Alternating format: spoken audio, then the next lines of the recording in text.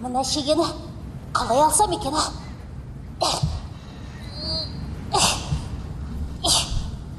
Әке! Әке! Әкешім! Ей балам, не болып қалды? Сонша айғайлағаның не?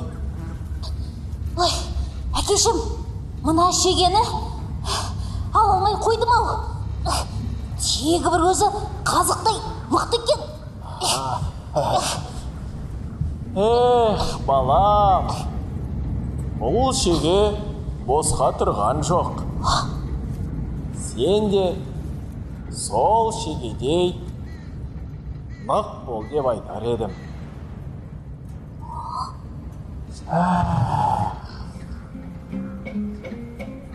Шеге таған ұстайды,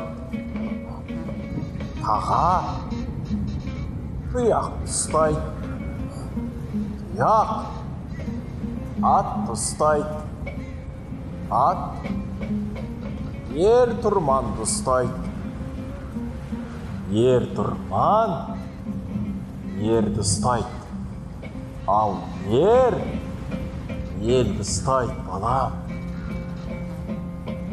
Сондықтан ұлым, саған айтам, сенен басқа кімге айтам?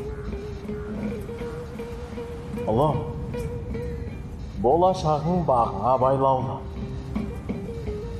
Сондықтан болашағыңды ойлап, еліңе адал қызмет етіп, сен де анау шеге секілді нық бол. Әрине, әкешім.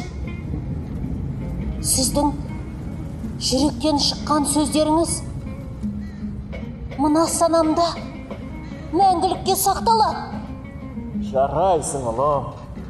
Жарайсың, ұлым. Жарайсың. Ақылдым мені. Жарайсың.